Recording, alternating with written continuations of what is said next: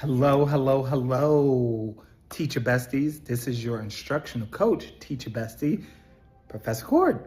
And today I have a lesson on plot diagram. And by the end of the lesson, you'll have an understanding of what plot diagram means. So think about a story. We tell stories when we're communicating. Our stories usually have a beginning, a middle, and an end. Think about how you relate your stories. We talk about what we did yesterday, we talk about what we're doing presently, and we talk about what we will do in the future. That is called a beginning, middle, end, right? That's a story, that's a journey. Now, on that journey, there is some twists and turns along the way. Every story that we read that's a fiction story, non-fiction story, that has a fictional character where we're taking a message and we're applying it to our lives, well, that plot diagram is at play. Here goes. And I call it the roller coaster of life. So think about it like this. You start off on a roller coaster, very small, and I'm from New York, so I'm used to Coney Island. Start off very slow, then it starts to go up, and then it gets to that hill, and then it comes down and goes on, right? How did that get there? I'm gonna erase this a little bit. I don't know how to get there. So see that right there? That goes from here, goes up, and come down like a roller coaster. So we have, we have exposition, we have rising action, because this is where the action rises.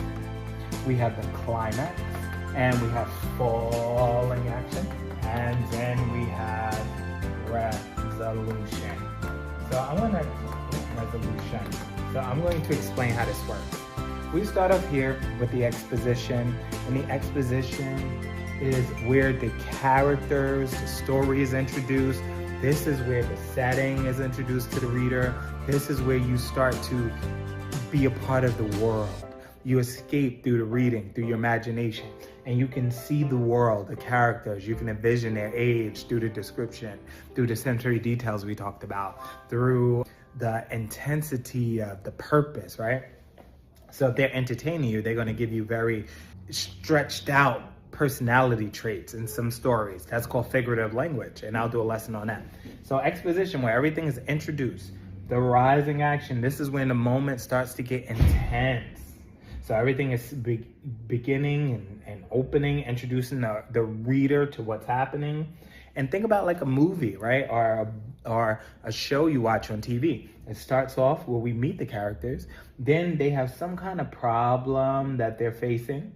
And then the climax, that's the rising action. Climax is the most intense moment. This is where a turning point happens with the character. Where we see they make a decision that changes everything in the story. Think of Ariel in the Little Mermaid, right? She made the decision to see Ursula, and Ursula then what? Took her voice, the falling action. And as she was in the earth, you start to see her connection with the human world and battling Ursula, and you see Prince Eric trying to save her. And we'll talk about characters and how, the different type of characters. So then you get the falling action where everything is like, wrapping up from the big moment of decision or turning point. And then you get to the resolution. And the resolution is where everything is wrapped up in a nice bow. You get your happy ending. Or maybe this is where a thriller, something is like having a plot twist and then it ends. That's the resolution. It is where all things are settled, or it leaves you wanting more. That is plot diagram, the roller coaster of life. So think about your story, your life. You have a beginning, a middle, and an end.